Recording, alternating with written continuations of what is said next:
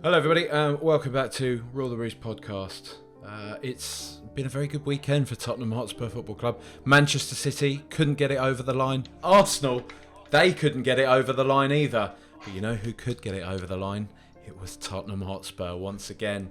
And here to bask in the warm glow of a Tottenham victory and an Arsenal defeat, because they're in legion with one another. We've got AP. AP, welcome back to the show, mate. I'm actually giving you an intro this time. How nice of me. How nice of me. I was hoping for a grand one like this. It's very good. Very good. Keep it going.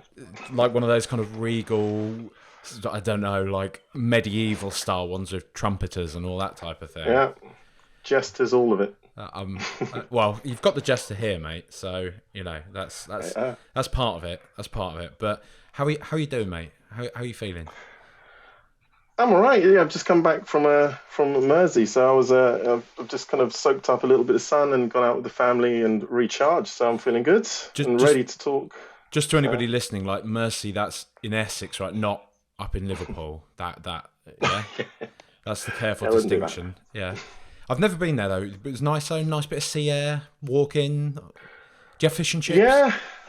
Yeah. Oh, I had to. Obviously, everywhere I go along the coastline, I have to sample a bit of battered cod and home cooked chips or home cut chips, whatever they call them, and obviously a pint. So yeah, feeling in good spirits. Yeah, that's it. That's good. That's good. And you've obviously come back and seen that Arsenal have been defeated. Look, you know, this is a Tottenham Hotspur podcast. It's a Tottenham Hotspur podcast, but absolutely, as I said, an Arsenal defeat comes in legion with a Tottenham victory. It's good to see them lose, right? They were getting a bit big for their boots, weren't they? Yeah, I was, I was getting I don't know if I would say I was getting worried, but I was getting a bit like, okay, this is getting annoying, starting to get a bit annoying. Just, you wherever you go, everybody's saying, okay, win after win, how many have you won or what have you. But yeah, just peg them back a little bit, get their number a little bit and pull them back, just suck them back towards the rest of us, down here. Down here in the murky depths of, are we second or third? No, we're third, aren't we? I think we're third, level with Manchester City on everything other than goal difference, which, that's not bad. What a way to lose a league title that would be, eh? It was a great performance for Tottenham yesterday. Well, actually, I'm not going to put words. What did you think of the performance yesterday against Fulham, mate? Well, going into it, I was actually a little bit nervous because I thought, okay, the previous performances were, they were okay. It wasn't anything inspiring. It was, I don't think we started so well. We always kind of start on the back foot a little bit. So I didn't know what to expect at first, but then I saw once the team selection went up, I was happy we got Lenglet in there, and obviously Romero being back, massive boost to the back line. You got obviously three at the back. So you've got them flanking Dyer either side. So suddenly you got passing in there. And it immediately gave me more confidence in what we were going to do, because obviously Fulham aren't going to harass us too much in terms of their pressing. I thought they were just going to kind of try and hit us on the counter. And yeah, we managed to find our way between the lines with some decent possession at the back that kind of released our daring wing backs in Emerson and Sessegnon. So yeah, it was good stuff. I thought it was really good. The actual performance itself matched the result this time, and yeah, very happy with that. Did you feel like it was any sort of response to the West Ham? Because I'm not quite sure where I stand on the West Ham game yet. Part of me feels that it was just a personnel thing, right? We had a couple of knocks. We were playing at a notoriously horrible sort of venue for us against a notoriously horrible opposition, a team that treats us as a cup final. But It didn't feel like there was much spark there against West Ham. And I know obviously we have made the personnel changes going into the Fulham game, but it did feel like there was a lot more energy there, right? It did feel like it felt more reminiscent of the first game against Southampton. Yes, it did. It's more a case of, obviously the game against Southampton, another kind of prerequisite of that is that was the first game. So you're coming into it fresh. And I think that the changes made the difference, like once you start to make those changes. You get Rishi in there, you get the other two back. You got obviously Romera's had a little bit of a rest through injury, and Lenglet's been just chomping at the bit, I'm sure, in the background. So once you've got more energy and positive thrust, and obviously with the rotation happening with the wing backs, although I'd like more rotation with Emerson, please. Conte, if you're listening. Um, and yeah, it just gives the whole team a bit more imagination going forward, a little bit more energy going forward, and I think that just swung the balance really. So I think we're going into it obviously at home, and you just got the crowd behind you and everything, and it just you kind of willed ourselves to win really. Loads more attacks, loads more kind of creative attacks as well going on. I mean, we'll probably go into a little bit later, but what Kane was doing with the ball is like outstanding. Like, is I don't even know what we could use. I don't know how many superlatives we can use for Kane anymore. It seems like every time, but there was one particular moment when Kane just kind of did this kind of cross dink through like a channel, and it just landed at Son's chest, and he volleyed it, hit the bar, and well, it's just insane. It's funny, isn't it? Because I watched that game of it, well, obviously, and I did sort of the post-match little kind of thought-clearing pod that I do now after the post-matches, and I sort of on there I was kind of saying, Kane, I think he had a good game. It wasn't a vintage Harry Kane performance by his standards, blah blah blah. And when you are kind of fresh from having watched something, when you just because you're not watching something really, especially when you're watching the team that you love, right? You're not really watching it with an analytical mind. You're following it in an emotion. Well, at least I'm not. I'm not going to speak on behalf of everybody. I watch it more from an emotional side of things. I'm kind of feeling how the game is going, if you get what I mean. Yeah. But then since recording that, I've seen all these kind of clipped up compilations, Harry Kane versus Fulham. And fucking hell, man. Like, the guy is just, I'm sort of asking myself this, but do we still take him for granted? It sounds ridiculous to say, but do you think we do as a fan base? Or because we're very quick to say that the rest of the league, they don't appreciate Kane, they don't get what he does. But do you think even us as a fan base, sometimes we don't really fully realise actually like what an absolute phenomenon we have playing for us? Yeah, we do. The answer is yes, because the other day I was listening to Jamie Carragher, the lovely Jamie Carragher, listening to him talk about how we do underappreciate this guy. He is literally, don't let anybody tell you anything else. He's the best, like in the best striker that we've seen probably since, I'd say, Henry. And I know obviously it's a Spurs podcast, but he's that level. He's in the top three. Henry isn't even in the top three, so I'm saying Henry. But yeah, I know what you mean. Henry was opposite. We could come on. We're all adults here. We can say now. We can reflect back and see what an absolute sensation Thierry Henry was. Yeah. And Arsenal have not had anybody close to him since. And look at where they've been since.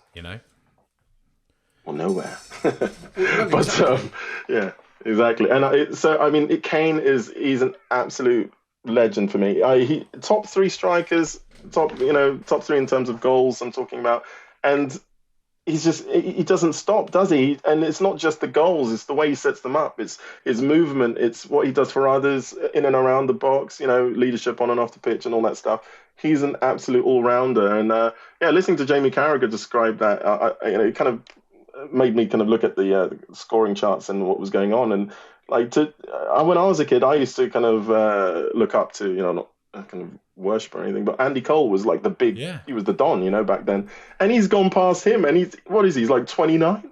He's nowhere near finished. Like nowadays, you got Lewandowski. He's playing up front for Barcelona. What is he, 36 or something? Is he 35, 36? I think so. Yeah. Near enough. Yeah, so there's plenty of time for Kane as well to overtake Shearer's record. And we're sitting here kind of like nitpicking over like the odd performance. So I find ourselves sometimes kind of really getting into the kind of the minutiae of a performance. And then I kind of slap myself a bit and kind of remind myself this guy's the reason why a lot of what's good about Tottenham has happened over the last 7 years. He got into the first team and displaced Soldado. So It's incredible. What he's done for us. I don't even. Sometimes I sit back and I think, how did we even come across one of the greatest strikers in the Premier League ever? Just in our youth academy It's after kind of unbelievable, shipping isn't him it? around on loans. But It's it, but it crazy. is like you say, and I think when you're younger, obviously you're watching things through less cynical eyes, and like you, we're a similar age, growing up in the era of seeing the likes of, like you say, Cole, York, Thierry Henry, Michael Owen, just some of these like Alan Shearer. Lest we forget Alan Shearer. Some of these strikers that Harry Kane is now rubbing shoulders with, and you sometimes just have to kind of take stock of that, I reckon. And the other thing that's kind of really interesting now is that you're seeing a whole kind of like generation now of younger players just that bit younger than him. I mean, Erling Haaland, a prime example, who look up to Harry Kane now. To me, it's funny. You're still kind of in the mindset of Harry Kane is the lad from our academy. He's still a fairly young striker, but he's one of the more senior players now. He's an experienced player.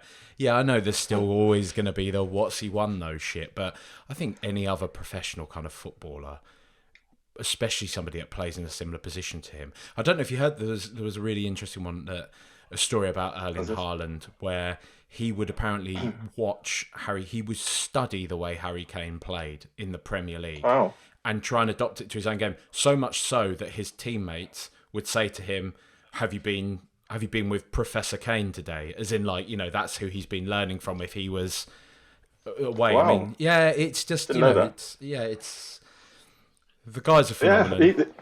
Yeah, I mean, people talk about, obviously Alan Shearer, but and people like obviously to compare them, and you can see actually at the end of every match of the day now, every time Kane scores, they cut to Shearer, and obviously he's sheepishly in his chair, kind of like, oh Christ, he's coming.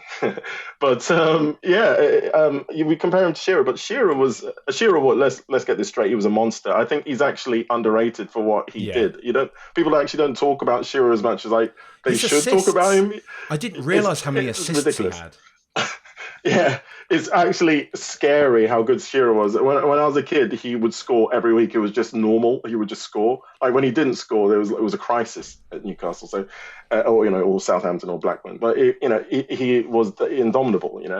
But yeah, we compare Harry Kane to Shearer, but Alan Shearer won one Premier League medal. Did he even win FA Cups or anything? I think it was just one Premier League medal at was it? A kind of loaded Blackburn at the time. And so, yeah, you can talk about the one Premier League medal, but I don't think we even mentioned that much with Shearer. And I think that Kane shouldn't let it get him down that he hasn't got a Premier League medal in an era that we're kind of doped up with oil barons and warlords and all sorts of things going on. So I think, I do think that it's something, even if he overtakes Shearer's record and doesn't get the Premier League medal that he obviously desires, I think it's not something that he should let kind of like besmirch his record. Yeah, it is absolutely seriously impressive. I mean, he essentially just won title of being the kind of rubbing shoulders with Shearer. But I think even if he went past that, he's better than Shearer. It's just the stats don't lie kind of thing, as Shakira would say. So. Just how lovely would it be to see? Because it's going to be interesting to see what happens with Kane and his contract. We've got this year and next year. I think he's the type of player that he's worth. Even if he doesn't want to sign a new contract with us, I can't see us selling him next summer. I can't see us taking 50, 60 mil for him. He's worth more to the club, even if he does end up going on a free transfer. So absolutely, I think so anyway. But it is going to be interesting to see. I mean, I really obviously hope he doesn't leave. I know they have Haaland. I've still got a sneaking suspicion that Manchester City would make room for him, even with Haaland. So I don't know. Yeah, they've got an Alvarez guy as well. He's brilliant. Pretty darn tootin'. Yeah, he's good, isn't he? He really is, mate. He's. I don't want to do one of these hot takes. No, I don't. Whatever. I think I think he might actually be as good as Haaland, like in a different way. Kane? No, Alvarez. Alvarez. Oh wow, okay, yeah. He possibly. I think people just obviously we don't watch much of South American football, so the knowledge isn't there. And Haaland's been cruising around Europe, slapping in goals left and right. So everybody is aware of Haaland. But yeah, Alvarez, he's been about, and he's highly recommended. So I honestly, yeah, you could be right. Yeah, he's not been given the kind of spotlight Haaland has, but the other day I think he banged in 2 goals as well, and Yeah, one of their finishes he's was about. He's unbelievable. good.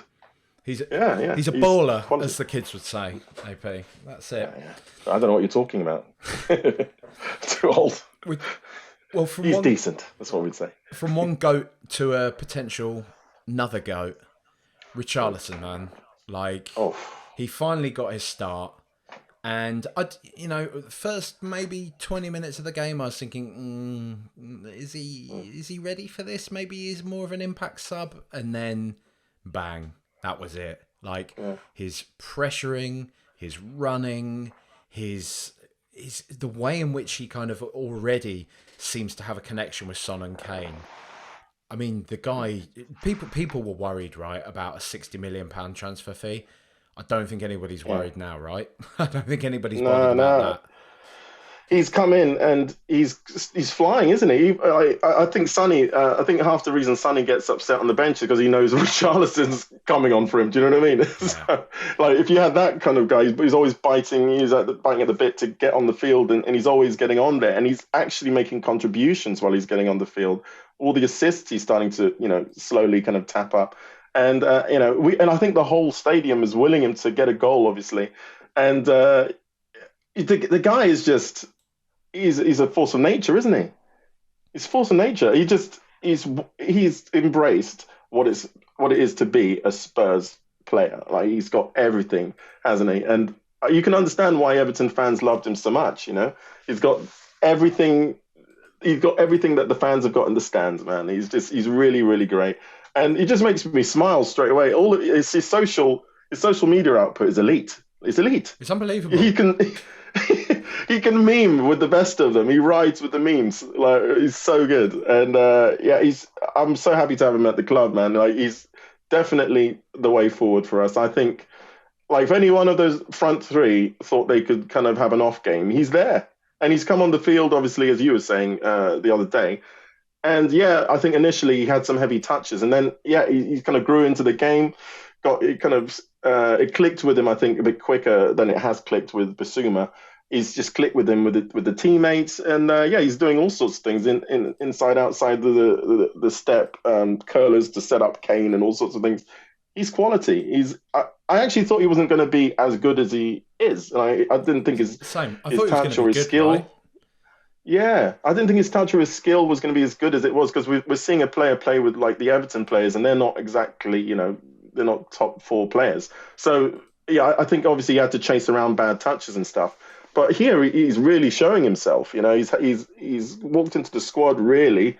Sonny's having a bit of an off time early doors, and Kulu needed a rest the other day. Actually, I think it was quite good management from Conte on that because I think Sonny is one of those that if you took him out for Richarlison, I don't know how it would affect him mentally. So he's kind of trying to play him through this bad spell, and he's rested Kulu, and it worked out. The guy. I don't know if you want to talk about it, but the guy's elite. The celebration was absolutely amazing. It's such a shame the goal was chalked out. I hope. I hope he can save that celebration and take it to his actual first goal for the club. Look, man, because that was such a good celebration. I think Billy T said something to this effect in terms of like only nerds will tell you that this meant nothing. Whatever. Okay, the goal got chalked off, but it was a moment there between him and the fans. And like you say, one of these, like the way in which he just gets it. Like I saw so many Everton fans, they were gutted when they lost him, and they were also just saying like to us like, you'll fall in love with him straight away. Like there's just something about him. There's an aura, the way in which he plays for your shirt. You cannot help but love him. And that's totally what I feel. And like you say, like that connection with fans, it's so funny because it feels like so many footballers now. And I get it. Like they're slapped into academies from 7 years old now, right? Many of them don't live a normal life, and we judge them by these kind of standards of the way in which we kind of think or process things, but they do live a weird life, footballers. They really do. They're so sheltered from everyday reality past a point of probably their early teenage years. They can't really be expected to process the world in the same way as you or I. But in somebody like Richarlison, you've got somebody that feels, like you say, feels like somebody that just loves football, is a football fan, and he's playing for it. Like, he gets what the fans want. Like, what was it? Like, the afternoon he signed for us, he sent his big sort of open letter to Everton fans telling them how much he loved them, how much he loved the club, all that type of thing. And then his next post on Instagram was a picture of him standing over like an Arsenal player on the floor, like onto the next challenge kind of thing. And you're just like, yes, lad, I love you already, and you get it. It's a similar thing that Van der Vaart had, Yes, actually, that's a good shout. He knew entirely when it came to like the North London derby or when it came to a Chelsea game, whatever. You play for the shirt, and every time you score, anytime something happens, you run to the fans and you let them know that it means something. And you just get that from him. You get that from Richarlison. And like you say, it's not all just this kind of like celebration merchant stuff. It's the fact that he's a fucking exceptional footballer as well. The volley of his that hit the post, Jesus, oh my God, I forgot that, yeah. Absolutely that was sublime. Sick. Someone else actually said that was very similar to, like, they literally saw the volley and thought, Hoddle. Like, straight away, that's Hoddle. The way he just hit that outside the foot on the hop. Like, the way you have to, I think anyone who's actually obviously like ventured out into a five-a-side and tried to do all these wonderful things that we see on the weekend.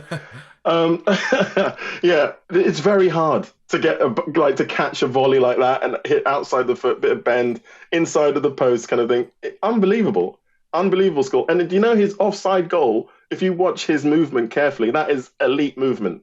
He's kind of just stepped over the ball, let it run, come inside, and kind of and finished it off from Sessegnon's inside pass. And it was so rapid. I don't think many people in the stadium probably even saw that it was offside or anything. It was the movement was that rapid, and we need that. Like, because I do think sometimes the front three, as lauded as our front three are, they can be lethargic. They can be culpable for some of our losses. So it's good to actually have someone chomping at the bit, trying to, obviously a bit more of a cheerleader and kind of roaring them up to actually get out there and kind of press and be more inventive with the attacks and stuff, and know that there's someone just behind them who wants to kind of take their place if they're just kind of lolling about, kind of watching the defense get battered by attack after attack. Yeah, it's an interesting point you pick up there on the offside, because it's been a horrible weekend for VAR. Now I've gone in two-footed because, and I've felt this for a while. I know there's always going to be a kind of a plus and a minus to most things in life, right? But for me with this, I'm at the stage now where the sample size is enough to say that the majority of VAR, or at least the current implementation of it, at the very least, the current implementation of it, has got to change radically, because it's in my real opinion, it's impacting the quality of the game. Though it's impacting the enjoyment of the game. Obviously, I reflect back on a Tottenham victory and I love it, but in most games now, I don't have that same spark in the pit of my stomach when Spurs score, because I'm always thinking VAR's let's just wait to see there's no VAR decision. Yeah, absolutely. I'm 100% with you on that one as well, because across the weekend, the whole weekend, I wouldn't say is ruined, obviously, because we won and Arsenal lost, which is just a fantastic weekend, just basking in the glow of a wonderful weekend. But we want it to be fair as possible. And when you've got things like, Gerrard celebrating, an absolute like screamer from Coutinho turning around and saying, wait, guys, we can't celebrate because we don't know what the hell's going on over here. Some shenanigans is going to take place, for another 4 minutes. It's horrible. And then you've got, I know I don't like, obviously, we're not great fans of West Ham, but they did get properly done. They got done the other day. There's no other way to put it. I know Liverpool fans and, they'll kind of come at me, bitches. But yeah, they got done. They got properly done at the last kind of kick of the game. So yeah, and it's we want it to be fair. There's no way you can actually. Obviously, it's an 11 versus 11, and you want it to be fair as possible. And I don't know, did what we have before, was what we had before that bad that we need VAR? That's what we have to ask ourselves. Was it that bad before that we needed VAR this much? Well, this is it, because somebody said to me, like, well, you're forgetting all those awful decisions that went against Spurs down the years. And I'm not really. Yeah, there's always going to be things that stick out, right? I get that. There are going to be things that, whatever, the Roy Carroll, wasn't it? Was it Roy Carroll when Pedro First Mendes thing I thought of as well. Yeah, Pedro Mendes, the over the kind line. of Nani again at Old Trafford, actually almost kicking the ball out of Gomez's hands, or whatever it was that happened. So, I know there's been our fair share of things, but I really feel that the kind of how sterile a lot of football feels now because of VAR. There's so many basically legitimate goals that are chalked off. I don't know if you saw the Merseyside derby earlier on in the day, on the same day as Tottenham's game. But Connor Cody's goal, it was one of those, the toe is slightly in front of the defender's elbow type offsides. And in those situations, you're like, look, this is even going against your initial remit. You said at the start, when you were bringing this in, it would be used for to clear up clear and obvious offside errors, right? This type of shit. I'm of the firm opinion, right? We still have linos there for a reason. If the lino if it's not abundantly clear to the lino that it's an offside, chances are there isn't much of an advantage, really. There hasn't been a massive advantage to the attacking side if it hasn't been clear to the naked eye. So this whole kind of nuisance with drawing these lines on pixelated images of a freeze frame from something that isn't even playing at an adequate frame rate to be able to digest the information at this kind of level, it's all starting to feel a little bit farcical. Great, if as I said in the pod the other day, if somebody headbutts a player off the ball, the referee hasn't seen it happen behind his back, go and show the referee on the screen, he can send the player off. Fine, that seems to me a fine use of VAR. Another one that somebody's floated is if you bring it to be a bit more like tennis, there's 3 challenges each manager can kind of put down on the pitch. If somebody's had a red card or a yellow card for dangerous play, the manager can contest it, goes to VAR, whatever. Even that feels pretty anti-football to me, but I'd probably be able to stomach that more than what we have now, because it still feels like there's still too much subjectivity to it all. That's the problem for me, right? Yeah, I do think that. I think if we did go down the route though of like kind of there's kind of three chances, or kind of have a system where you have 3 opportunities to kind of make that call or something, make it a little bit more American style in its execution. I think that you'd have like really tactical coaches coming up with all sorts of plans to devise to kind of disrupt the game and things like that. So I think it can open itself up to manipulation a little bit, I think, from the coaches on the coaches side. And I think, yeah, you're right. It's because football's meant to be a fluid game with as few breaks as possible. It would just kind of make the game very staccato, like it kind of is right now. It's very kind of we're chopping through it like a dodgy frame rate on a TV, and you are getting those kind of things where you score a goal and you're having to delay your celebrations, or you are having an offside happen and you say, well, that's clearly offside, and you're waiting and they're waiting through like 25 phases of play, and then they blow the whistle after somebody's had a cracking shot and it's gone into top hand corner.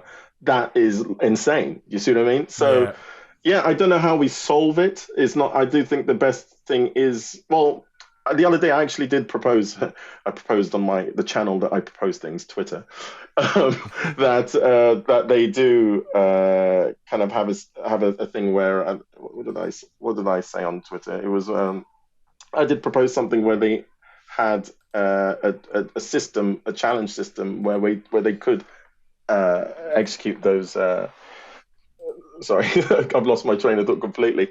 My kid just walked in and I lost my train of thought. Have we got like the BBC the BBC correspondent, the famous viral literally, video? my kid just popped his head in the door and sent me the wrong way completely on it. What did I say? It was on. Look, Twitter mate, half the time I get It's distracted gone by my now. cat when I'm doing the other podcast, so I think we can let you off.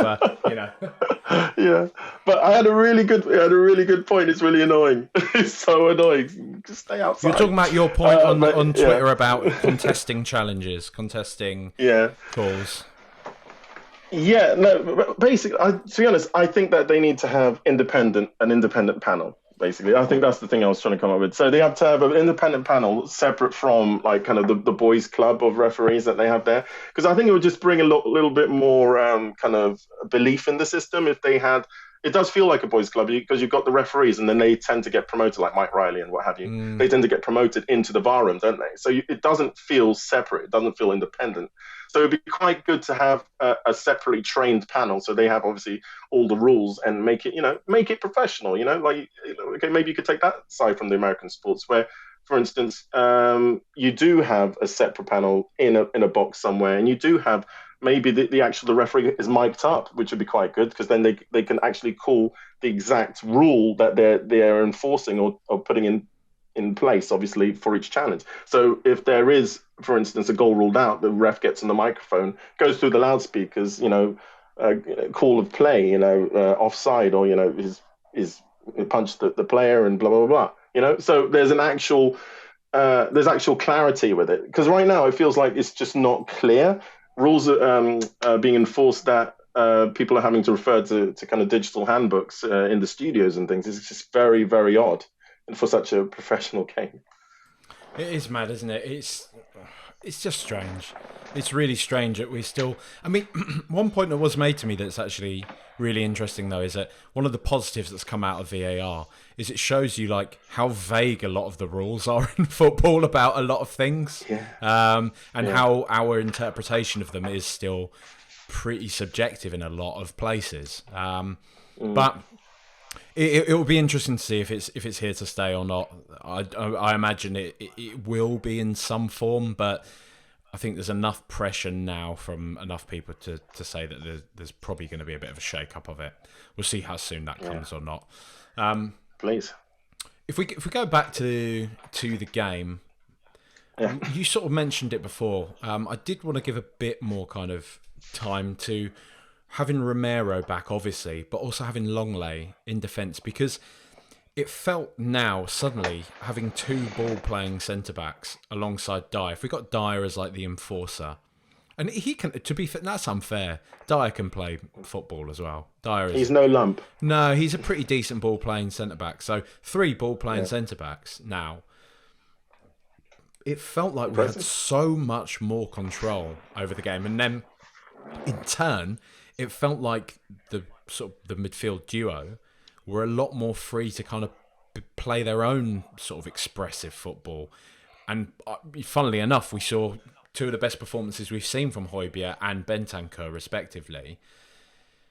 Is this? I mean, does it feel unfair to Ben Davies, or would you like to kind of see Lenglet given more of a go now? Because I think Romero's there to stay. We obviously know that Dyer's there to stay. So really, the contested place at the moment is that left centre back berth. Did you see enough? I feel like this. Yeah, I feel like this story starts with Bastoni, though, the guy we missed out with. Yeah. When I saw Lenglet do what he did the other day, I thought, that's what he meant. Do you know what I mean? I was thinking, that's what they meant by playing the ball out the back. That's why he's trying to replace Ben Davies, because we were all quite content with Ben Davies the other season, thinking, why are we replacing Ben Davies? He's such a good guy, gentle Ben. But now you can see, okay, he's great at defense. I think Ben. He's great at. He gets Spurs. Obviously, he's a stalwart of Spurs. But you have Lenglet who's come in. Yeah, he had a terrible time at one point in Barcelona, but he's still got the ability. You can see it. You can see the confidence. You can see the way that he's always looking to progress the balls, always looking to pick the ball through the lines, and he backs that left foot of his, similar to Romero on the other side. Obviously, Longlay's not as aggressive in the tackle, but it then allows the two central midfielders to drop in and get a little bit more of the ball because they can interact a little bit more with the kind of flanks of our back three. So I mean, I think he was fantastic, but I feel bad if we kind of if I found a sad Ben on the bench every week now. But I think there's more of a kind of a personal thing, I guess, because I like General Ben. But yeah, it's a story, isn't it? That started with Bastoni and is ending with Longley. I'm going to be very interested to see what he does against City. Because I think ironically enough, given that he is called Gentle Ben, I think one of the places where Ben Davies shines is in those big games, those kind of wars. Like Anfield away stands out particularly. Him kind of just blocking everything. He was in on Salah. He was just dogged in that game. He was really pivotal to us kind of managing to get that one across the line. I mean, I know we drew it, but it's been a horrible, horrible place as Anfield throughout the entirety of our history, really. Yeah. So I will be very interested to see what he does because, like you, I don't really want to just see Davies completely jettisoned from the side because he's been really, really good under Conte. He has been really good. And Longley, I mean, he wasn't tested massively in that game. So that's the thing, isn't it? That's the thing. Are we going to risk that against the might of Erling Haaland? Yeah, that's the thing. Do we play? Do we play him like for that game? Has he earned has he earned that position to play left centre back for us in that kind of massive game because it's away, so it's not it's not the cushy kind of surroundings of home. I think the Fulham game is probably a perfect game for him, because you have got the home surrounding and you have got Fulham, which they've just come up from the Championship, so they're not in full flow yet. Early in the season, so you can everybody's getting more of the feelers out. No matter what anybody says about the table, it's more about kind of getting a feel for the team and getting into your flow. So he's kind of benefited from that in a way. So do you throw him up against the big dogs like you got Haaland like smashing into you and stuff like that over and over, and they're going to have more of the ball. When we have the ball, it will be for like quite short periods. As tough as it is for me to admit, City are just going to have most of the possession, and they're at home, so they're going to be pressing and harassing us a lot. And I don't know if that's Longlay's game. So Ben, I was about to call him Gentle Ben again. I'll just call him Ben. It's disrespectful. I call him Ben. But Ben is, he's been through the wars, as you say. He's been Liverpool away. He's done, kind of the hard yards. So I do think, personally, I would go with Ben just for the situation, and I'd probably go with Longley for those games where the other team isn't going to press and harass us as much, and maybe have just less quality in attack, so that we so he can have his the days where he can just kind of build up his confidence passing around these kind of smaller teams and stuff, and kind of build it up to a point that maybe one day he can play a bit more regularly to replace Ben Davies.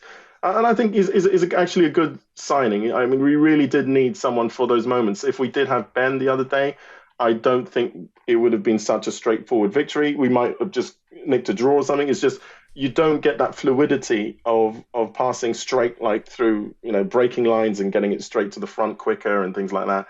And then in turn freeing the two centre midfielders who are, if you don't have passing defenders, they're always going to be under pressure to be those passing players.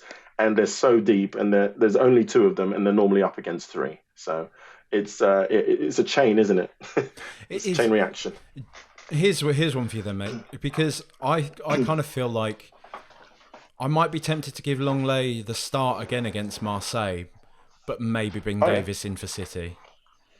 That solves it, yeah. Yeah, it would be Championship manager. And if we can go a bit sort of gammon about it and say, well, they're a French team, so maybe it will give us a bit of an advantage having a French centre back as well. He'll understand what they're up to. Yeah, exactly. I don't stand by that opinion at all. It's me being a silly Billy. Romero, he fantastic game. Did get caught out by Mitrovic for the goal, and one might be tempted to say, yeah, Mitrovic is a brilliant player, but I kind of feel like maybe Romero didn't give Mitrovic the sort of respect he deserved from that, because that the guy's in sublime form. You know, I think he scored 40 odd goals in whatever the championship, but he still scored them. That disappointed me though. Yeah, It was Kane-esque though, that tackle. finish, right, from Mitrovic. He passed it basically into the top right hand corner against, and I know we kind of have a go at Hugo, but he's a top keeper, and he basically passed it into the top hand corner Yeah. against him. And I was saying disappointed just then because I was disappointed in the kind of dangle of a leg. It was like it was very power league, that kind of tackle where you just dangle a leg and turn your back and hope the guy misses. And it's like, mate, you're one of the best defenders in the league. So I think maybe he was a bit scared to give away a pen or something. Or maybe because he was on a yellow at the time or something. I don't know. But, you can't just let someone shape up and bend one in from there. But we've seen our players do it regularly. But, it was quite hard to swallow seeing it happen to us at home. But, yeah. Yeah. But, I mean, we're not going to... He's young, isn't he? He can hopefully learn from that. And, somebody like Conte will be, I'm sure, this week replaying that incident to him over and over and over again and micro-analysing every single thing he could have done better in that situation. So I don't think he's going to get let off the hook from that one, is he? Touched on it a second ago, talking about the kind of the defensive control, the effect that had on Højbjerg and Bentancur. But Højbjerg in particular, man, like... I've been the first to kind of dig him out and always feel like he's a good squad player, but we could do better. This season, it doesn't even feel like he's ironed a few kinks out or anything like that, or he's improving a little bit. I put it to my mate when I was speaking to him earlier that it feels like he's gone up a couple of weight classes. Like he just seems like a completely different proposition this time. And I get that the weight class metaphor doesn't really scan fully, but the point is, that worked. I just think he's gone up levels, mate. I think he has looked unbelievable, and he looked brilliant in this game. Yeah, man of the match. He was bright. Me, probably dare I say, player of the half season. Well, I went halfway there, yeah. But I think we're just like, I don't know. Player of the 5 games gone season. Yeah, the 5 games gone champions Arsenal. Yeah. Yeah, but, exactly. There you go. The 5 game Invincibles. Player of the season. Yeah, exactly. Do you know what? I agree on that point. Yeah, he's literally changed my mind around. I thought he struck me as quite a wooden player. Like he didn't look like he had the flexibility to do what he was doing the other day. The kind of intricate little 1-2 and then just like a smash in the corner. I was thinking, well, hang about, where did that come from, kind of thing. So yeah, he's got a lot more in his locker than I think we initially realized, and I think he's seen the challenge of Basuma, hasn't he? He's seen Basuma kind of arrive, and he's seen Skip kind of come back into fitness and everything, and I think he's probably thought, well, hang about, I've got to do something. So I think he's actually, I think he's seeing the challenges and upped his levels, and it's better for us, isn't it? And I think that's just the kind of benefits of having a deep squad. I think we're seeing that from Cess. We've seen it from him. We've seen it from Davies, I'd say, and I'd say we've seen it from even Sanchez.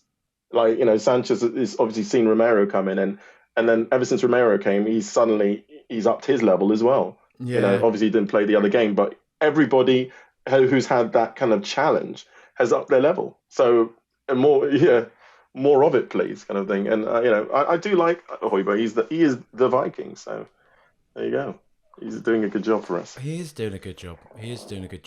Bentancur as well, silky, isn't he, man? Like he had a really good performance, right? And it's so tough at the moment because it did feel like Conte was, I don't know. He didn't really call out Basuma. I thought his comments on Spence were a bit more harsh, to be honest. But he was sort of saying of Basuma, I haven't had as long with him. It felt a bit more down the line with Basuma. He hasn't had as long with Basuma. He hasn't had as long to kind of give him his philosophy. I think he's actually deliberately harsh though. I think that's his way of kind of motivating, I guess. Maybe he's kind of sussed him out a little bit, and he's thinking, well, I can't kind of kid gloves this guy. I'm gonna he's gone in a bit kind of firm. Not like I wouldn't say too firm, but he's just kind of given him not a warning, but he's given him a challenge. To say, mate, I know you're at the big time, but to get on and play in my team, you're going to have to play my way, kind of thing. And I think, Basuma has probably had a bit of cold water in his face. He probably thought he could walk into our team in the back of his mind, thinking, going into a Champions League team now, I'm the guy, coming and and big money and blah blah blah. But he's probably seen quite a tough challenge, Basuma. And looking at Højbjerg and Bentancur, you actually have to wonder how Basuma gets in, because before we were all thinking, oh, Basuma's just going to take Højbjerg's place, but it doesn't look like it's going to be that straight a bat really on that one. So he's going to have to produce something, I guess training or what have you, or maybe he's going to get a half against Marseille or what have you. But he's going to have to do something to catch the eye, because I think Conte's reluctant to break up that midfield too, and nobody's giving him a reason to do it. So he did look a little. He looked a bit out of his depth against West Ham, didn't he? I mean, the occasion's pretty massive and everything like that in terms of the way it's built for us and the way their fans and their club approaches that fixture. So it's going to be harsh. Yeah. It's, you can't jump to too many conclusions, but like you say, yeah, it is hard to know when he's going to get game time. But I suppose at the same time, look. You just need to look at that October schedule. My God, see the schedule pre-World Cup, to be honest, and know that there's going to be plenty of time for him, and there's going to be plenty of time for Skip. You can imagine Skip is definitely not fit yet, because there was that moment, wasn't there, against I think it was West Ham, wasn't it, when Højbjerg clearly was in some discomfort. I know he had the issue of his football boot, but I think it was a bit more than that. He was in some discomfort for a while, and Conte just weren't bringing Skip on. He wasn't going to do it at that point. So, yeah, I think he even said Skip was more there for kind of just being with the side, kind of just being more of a bit of a cheerleader, I guess, if is the word. But yeah, he was just there for the side, just kind of ingratiating him back into the squad. I'll tell you what, one thing we haven't spoken about, mate, Sonny, because it was a welcome return of old Sonny. I mean, like I was saying, he's almost got some sort of curse on him at the moment where the ball just will not go over the line quite for him. But it was a much more positive performance, right? And it seems to be a bit of a... Because it was an interesting decision, right? I think there were a few raised eyebrows when we saw that it was Kulusevski that had been dropped. Not dropped, rotated. This is the kind of language you're supposed to be using, isn't it? Rotated, not Son. But I personally get the feeling that Conte is just stubbornly, or doggedly, should we say, sticking with Son to get him to break out of the funk that he's in, right? And it feels like it's working. It's a Poch tactic, isn't it? Remember when Poch used to play people, no matter what was going on, he used to do that to Delhi, just play and play and play, even if he was having stinkers each week. But I think I do think he'll play his way out of it, because I think he can't help but be inspired by what's happening with Richie on the other side of him. So I do think that actually helped him the other day. I think that he's seen that energy and he's just matched it. And as long as he keeps his kind of chin up, I think he'll be all right. I think he'll be fine. I think it's frustrating though, and to see someone so talented, kind of missing shots or going missing in the game for such large periods of time. But I think he'll be fine if we just kind of play him through it. And I think Conte, that's what he's along the same kind of train of thought with that with Sonny. I do think he'll rest him at some point. We're not sure when, but I don't think Conte wants to rest him at a point that would make the headlines kind of turn against Sonny, if you know what I mean. That's quite hard to explain. But if we kind of... Yeah, I don't think he wants any kind of controversial dropping or anything like that, because that will just knock his confidence through the floor. I think he just wants to maybe kind of play him. He'll probably at some point halfway through a game swap him out for Richie and kind of to keep doing it that way until he kind of regains his form. Because let's not forget, Sonny is the current Golden Boot holder. So many people seem to forget. Because the narrative's set right, isn't it? Already Golden Boot flop dropped kind of thing, isn't it? Because we know now everybody's just looking for clicks. They're looking for the outrage. They're looking for the takes, and you can see it now. You can see it quite clearly. Laura Woods sat down with whoever, Jason Cundy, on Oh my God. TalkSport talking about, is Son over the hill? Yeah, I think he is. I think Conte has realised that and he's dropped him, and the cycle, Yeah. it feeds it. But he's not going to do that, is he? It No. seems to be He's very the case. aware.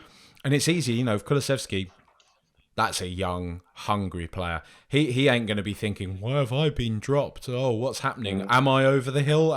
No. He's going to be thinking, I want to get back in the team straight away. I don't want to be the one that's rotated. Rotate the old man that's not been playing well, kind of thing. That's Yeah. You're not going to worry about Kulusevski.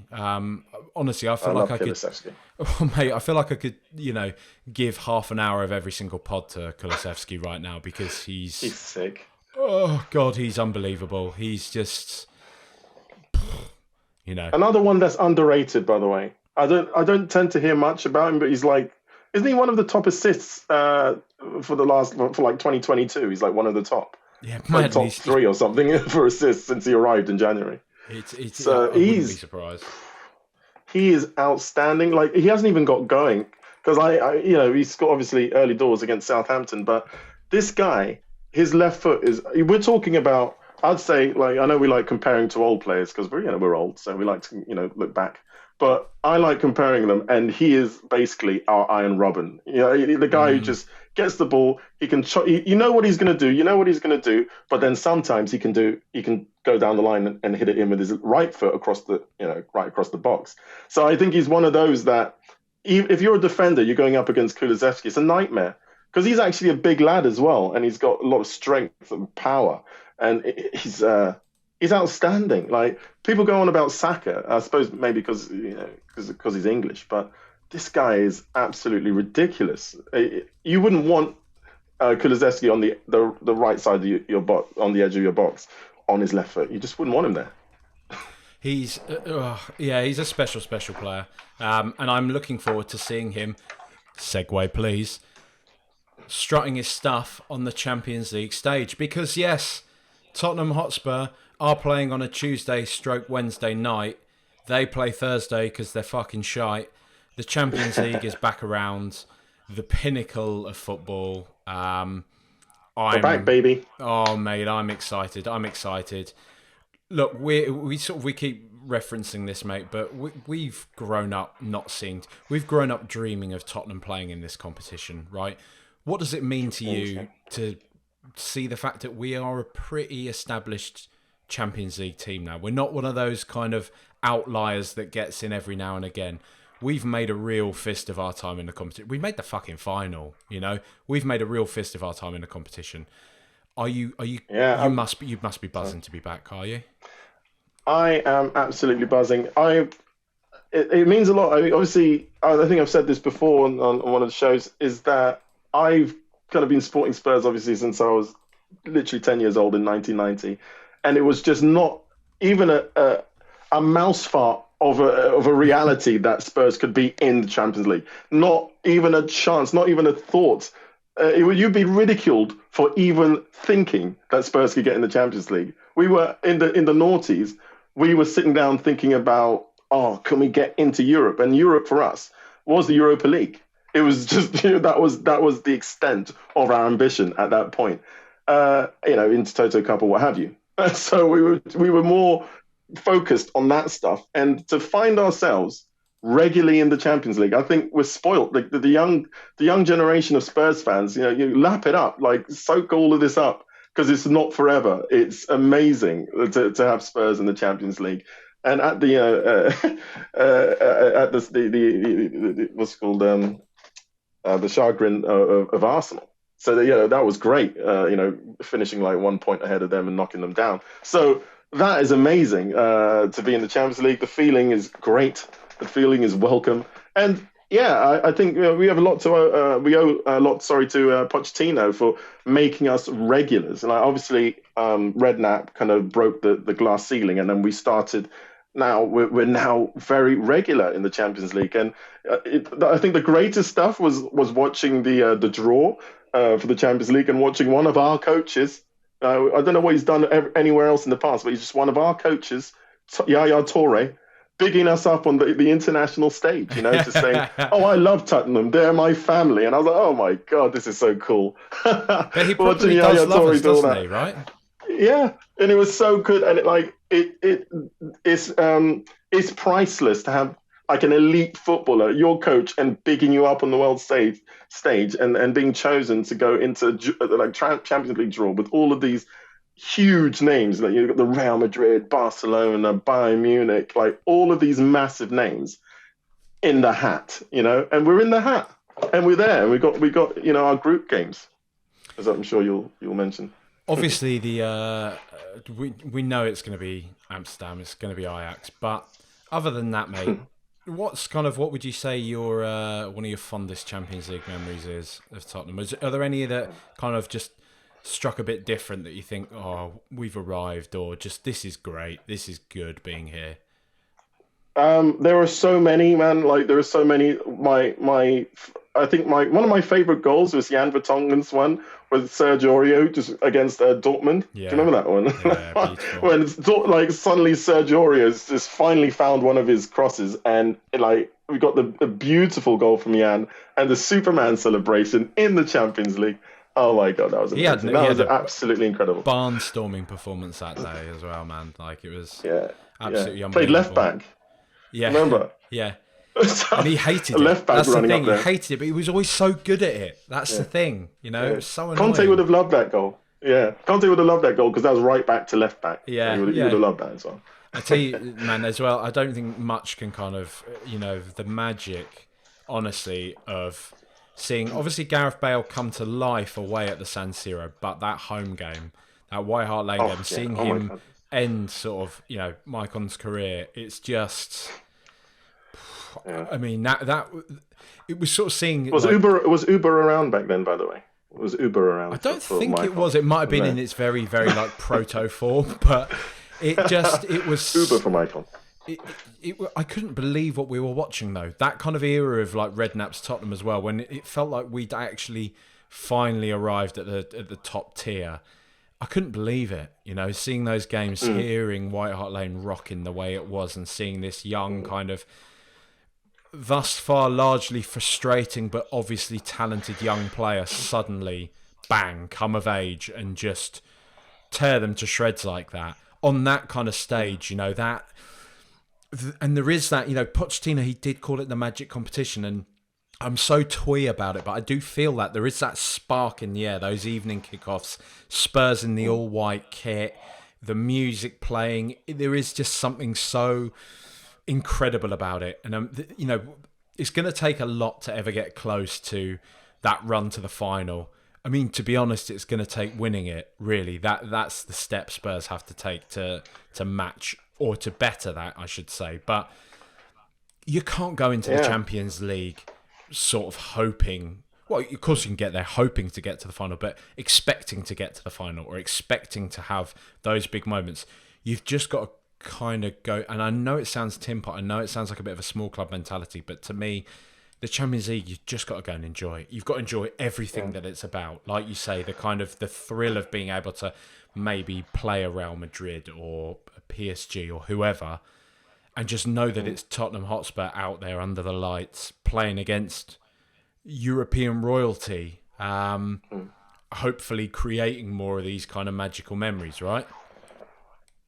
Yeah, I think you nailed it. Yeah, you have to go out there. You have to. I think the players as well as the fans have to just soak up the atmosphere, soak it up game by game. And I think the teams that actually do that tend to go far because you appreciate what's going on around you. You do push that last minute if you're 1-0 down. Those kind of moments come from just soaking up the atmosphere, appreciating what's going on around you, and really kind of giving it a swell of a push. And anything's possible. I think the Champions League is just, I don't know how they do it. I mean, it's definitely against the grain of what the actual organization, UEFA, are organizing over there. I know what they're doing. They're always trying to change the format and things like that. But the actual spectacle of the Champions League, I don't know how they bottled it and put it into competition, because every game, or not, I suppose every game, but every competition tends to produce its miracles. And it was really nice being part of that miracle with, remember when We obviously scored the Ajax, well, that night in Ajax and in Amsterdam, sorry, and what Liverpool did to Barca on the corner with the corner kick with Trent Alexander-Arnold. So these little moments of magic, I don't know how they happen, but they tend to happen in the Champions League. They don't tend to happen in like league games so much, things like that. But it's a magical competition really, and we just got to, as fans, we got to feel proud that we've actually made it into it, because it's not forever. It's not promised.